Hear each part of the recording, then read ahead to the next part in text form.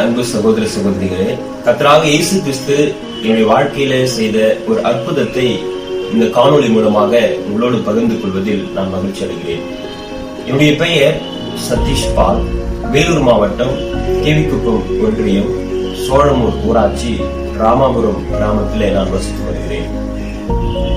நானும் என் மனைவியும் அருகில் உள்ள ஆரம்ப சுகாதார நிலையத்திற்கு நாங்கள் பரிசோதனைக்காக நாங்கள் கடந்து சென்றோம். என்னுடைய மனைவி கர்த்தருடைய கிருபையினால கர்ப்பவதியாய் இருப்பதனால நாங்கள் பரிசோதனைக்காக ஆரம்ப சுகாதார நிலையத்திற்கு நாங்கள் சென்றோம். அப்பொழுது மருத்துவர்கள், நீங்கள் கணவன் மனைவி இருவரும் கொரோனா பரிசோதனை செய்து கொள்ள வேண்டும் என்று சொல்லி எங்களை அறிவுரை கூறினார்கள். அதன்படி நாங்கள் இருவரும் கடந்த ஜூன் மாதம் 23ஆம் தேதி கொரோனா பரிசோதனை செய்து கொண்டோம். அதன் முடிவு 27ஆம் தேதி ஜூன் மாதம் வெளியானது. சரியாக காலையில எனக்கு ஒரு தொலைபேசி அழைப்பு வந்தது. என்னுடைய பிஓவும் தாசில்தாரும் என்னுடைய தொலைபேசியில் தொடர்பு கொண்டார்கள். அப்பொழுது அவர்கள், சதீஷ் மோகன் என்கின்ற உங்களுக்கு கொரோனா பாசிட்டிவ் என்று சொல்லி அவர்கள் தொலைபேசியில எங்களிடத்துல தெரிவித்தார்கள். இந்த செய்தியை கேட்ட உடனே எங்களுடைய குடும்பத்தார், என்னுடைய உறவினர்கள், என்னுடைய நண்பர்கள், என்னுடைய கிராமத்தில் இருக்கிற அனைவருமே மிகுந்த துக்கத்துக்குள்ளாக தள்ளப்பட்டார்கள். ஏனென்றால் எங்கள் சுற்று வட்டாரத்தில் இருக்கிற கிராமத்துல அந்த கொரோனா வியாதி யாருக்குமே இருந்ததில்லை.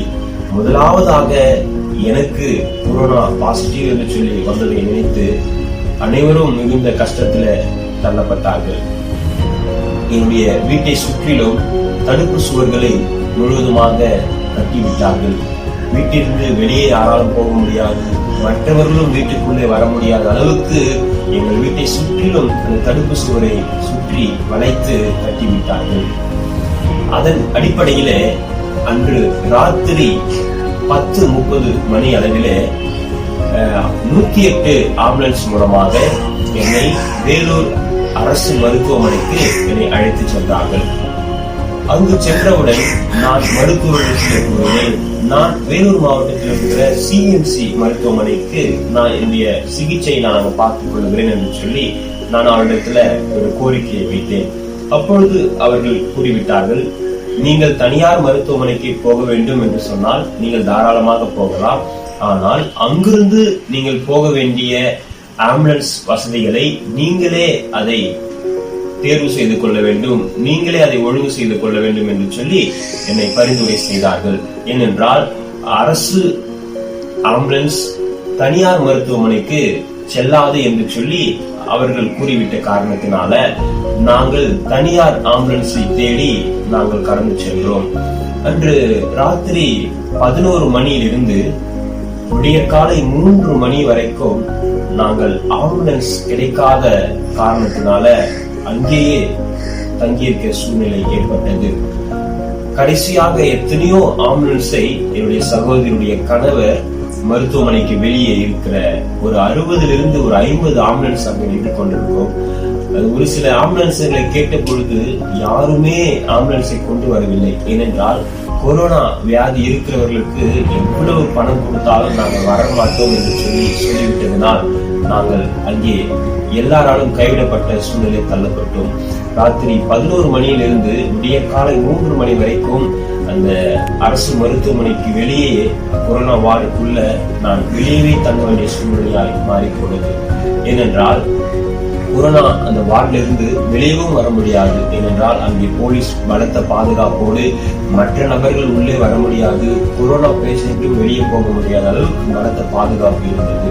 அப்படிப்பட்ட சூழ்நிலையில் எத்தனையோ ஆம்புலன்ஸை கூப்பிட்டு பார்த்தும் ஒருவரும் வரவில்லாத காரணத்தினால் நாங்கள் அங்கிருந்த ஒரு செக்யூரிட்டி அவரிடத்துல நான் சொன்னேன். அவர் ஒரு தொலைபேசியிலே தொடர்பு கொண்டு ஒரு வாகன ஓட்டுநரை தொடர்பு கொண்டார். அப்பொழுது அவரும் கூறிவிட்டார், எத்தனை ஆயிரங்கள் கொடுத்தாலும் கொரோனா பாசிட்டிவ் என்கின்ற பேஷண்டை அழைத்து செல்ல நாங்கள் வரமாட்டோம் என்று சொல்லி அவர்களும் கைவிட்டு விட்டார்கள். ஆனால் இறுதியாக ஒரு 3 மணி இருக்கும் காலை இந்த நேரத்துல ஒரு 65 முதல் 70 வயது மிக்க ஒரு வயதான ஒரு நபர் ஆம்புலன்ஸ் நான் வருகிறேன் என்று சொல்லி எங்களை கூட்டிக் கொண்டு சிஎம்சி மருத்துவமனைக்கு அழைத்துக் கொண்டு போய்விட்டார். அதன் அடிப்படையிலே அந்த விடிய காலை 5 மணிக்கு வேலூர் மாவட்டம் சிஎம்சி மருத்துவமனையில நான் கொரோனா வார்டில் அனுமதிக்கப்பட்டேன். அப்பொழுது அங்கிருந்த மருத்துவர்கள் மீண்டும் என்னை கொரோனா பரிசோதனை செய்ய வேண்டும் என்று சொல்லி நாங்கள் அவர்களுக்கு பரிந்துரை செய்தோம். அப்பொழுது என்னுடைய குடும்பத்தார், என்னுடைய உறவினர்கள், என்னுடைய நண்பர்கள், என்னுடைய கிராமத்தினர், சபை மக்கள் எல்லோரும் எனக்காக இயேசுவிடத்துல பிரார்த்தனை செய்து கொண்டிருந்தார்கள். அந்த நேரத்துல என்னுடைய சரீரத்திலிருந்து ரத்தத்தையும் சளி மாதிரியையும் அவர்கள் கொரோனா பரிசோதனைக்காக எடுக்கும் பொழுது நானும் இவ்வளவாக பிரார்த்தனை செய்தேன். இயேசுவே, இந்த உலகத்துல உம்மால குணப்படுத்த முடியாத வியாதியே இல்லை என்று நான் நம்புகிறேன். இந்த ரத்தத்திலும் என்னுடைய சளி மாதிரியிலும் எடுக்கிறதான இந்த ரிப்போர்ட் வரும்பொழுது கொரோனா நெகட்டிவ் என்று சொல்லிதான் வர வேண்டும் என்று சொல்லி நான் நம்பிக்கையோட அந்த நேரத்தில் பிரார்த்தனை செய்தேன். பிரியமானவர்களே, மறுநாள் காலையில அந்த ரிப்போர்ட் வந்தது. அதாவது கொரோனா நெகட்டிவ் என்று சொல்லி ரிப்போர்ட் வந்தது. கொரோனா இல்லை என்று அந்த மருத்துவ ரிப்போர்ட் வந்தது. பிரியமானவர்களே, நான் இயேசுவிடத்துல விசுவாசத்தோடு நான் ஜெபம் செய்தேன். என் குடும்பத்தார் ஜெபித்தார்கள், என்னுடைய நண்பர்கள் ஜெபித்தார்கள். இயேசுவே, இதை குணமாக்கும் என்று சொல்லி.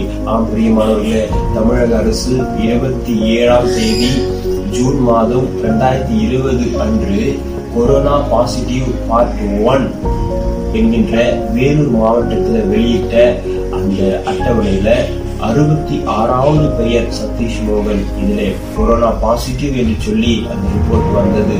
ஆனால் 24 மணி நேரத்துல நாங்கள் எல்லாம் ஜெபித்த பிறகு அந்த ரிப்போர்ட் நெகட்டிவ் என்று சொல்லி இயேசு கிறிஸ்து மாற்றினார். பிரியமானவர்களே, அப்பேற்பட்ட அற்புத சுகத்தை இயேசு கிறிஸ்துவின் வாழ்க்கையில செய்திருக்கிறார். இப்படி என்னை அந்த மருத்துவமனையில கொரோனா என்று அனுமதித்ததான என்னுடைய கிராமத்தில் இருக்கிற என்னுடைய குடும்பத்தார், உறவினர்கள், பக்கத்தில் இருக்கிற கடைகளுக்கு போனாலும் கூட அவர்களுக்கு எந்த பொருட்களையும் கொடுக்கவில்லை. கொடுக்கும்போது அலட்சியப்படுத்துகிறார்கள். காசு கையில கொடுப்பதில்லை, காசு தூக்கி கீழே போடுவார்கள். ஏதாவது பொருளை கேட்டாலும் என்னுடைய நண்பர்களுக்கோ உறவினர்களுக்கோ அந்த கடைகளில் பொருட்களை தரவில்லை. யாரும் என்னுடைய வீட்டில யாரும் சரியாக பேசுவதில்லை. என்னுடைய வீட்டை பக்கம் வரும்போது எல்லாருமே மற்ற இடங்களில் வரும்போது சாதாரணமாக வருவார்கள். ஆனால் அந்த இடத்தை தாண்டி போகும்போது மாத்திரம் அவர்கள் முகக்கவசங்களை போட்டுக் கொண்டு போவார்கள். இப்படியாய் தனிமைப்படுத்தப்பட்ட சூழ்நிலையில என்னுடைய குடும்பத்தாரும் என்னுடைய உறவினர்களும் தள்ளப்பட்டோம். அப்படிப்பட்ட சூழ்நிலையில இயேசு கிறிஸ்து கொரோனா பாசிட்டிவ் என்கின்ற அந்த ரிப்போர்ட்டை என்னுடைய வாழ்க்கையில ஜெபங்களை கேட்டு நெகட்டிவ் என்று மாற்றி கொடுத்தார். பிரியமானவர்களே, அது மாத்திரமல்ல, அந்த சூழ்நிலையில என்னை மருத்துவமனையில் அனுமதிக்கப்பட்ட சூழ்நிலையில என் தகப்பனாரும் என் தாயாரும் என் மனைவியையும் கொரோனா பரிசோதனை செய்வதற்காக அந்த 108 ஆம்புலன்ஸ் வீட்டிலே பரிசோதனை செய்தது. என்ன ஆச்சரியம்! அப்படி நாங்கள் குடும்பமாய் ஜெபித்தோம். அந்த 3 பேருக்கும் நெகட்டிவ் என்று சொல்லித்தான் ரிப்போர்ட் வந்தது.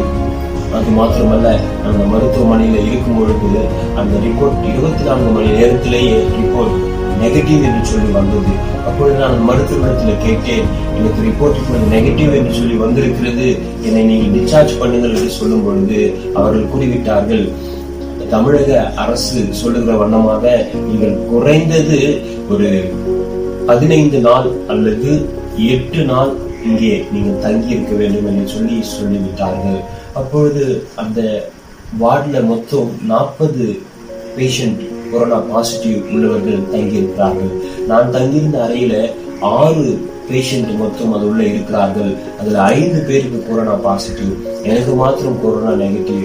அப்ப நான் ஆண்டவரிடத்துல கேட்டேன், ஆண்டவரே, இந்த இடத்துல 6 பேர் இருக்கோம், 5 பேருக்கு கொரோனா பாசிட்டிவ், எனக்கு நெகட்டிவ் வந்துருச்சு. ஆனால் இப்பொழுது சொல்லுகிறார்கள் அரசாங்க முறைப்படி நீங்கள் இங்கே தனிமைப்படுத்தி இருக்க வேண்டும் என்று சொல்லுகிறார்கள். நான் எப்படி இருப்பது என்று சொல்லி நான் ஜெபித்தேன். அப்பொழுது இயேசு கிறிஸ்து என்னோடு பேசினார். அந்த நாளில வேதத்துல ஒரு சம்பவம் இருக்கிறது. தானியேல் என்கின்ற ஒரு தீர்க்கதரிசியை அந்த ராஜா சிங்க கெபியிலே கொண்டு போய் போட்டு விடுவார்கள். அவரை சுற்றிலும் சிங்கங்கள் இருக்கும். ஆனால் அந்த சிங்கங்கள் தானியேலை கடிக்காதபடி அது வாய்களை அடைத்து போட்டார். அந்த சம்பவத்தை இயேசு கிறிஸ்து எனக்கு நினைவுபடுத்தினார். அதே போல உன்னை சுற்றி 40 கொரோனா பேஷண்ட் இருந்தாலும் அது உன்னை அணுகாது.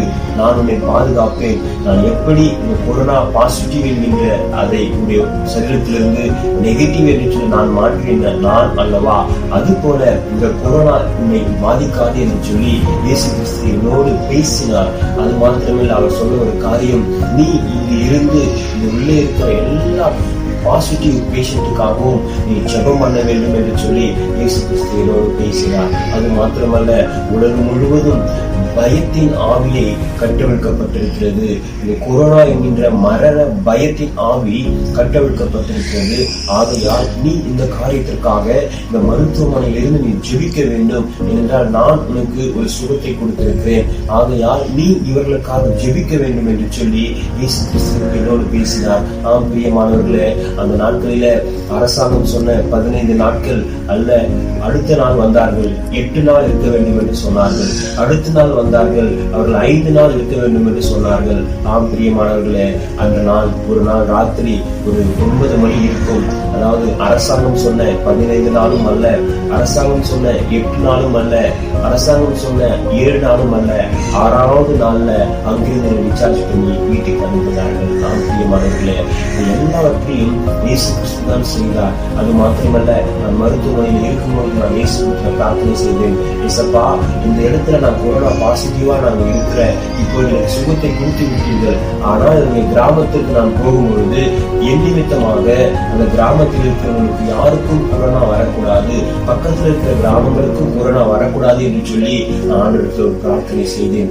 என்ன ஆச்சரியம், இந்த நாள் வரையிலும் எங்களுடைய கிராமத்திலோ பக்கத்துல கிராமத்திலோ யாருக்குமே இந்த கொரோனா என்கின்ற தொற்று வரவே இல்லை.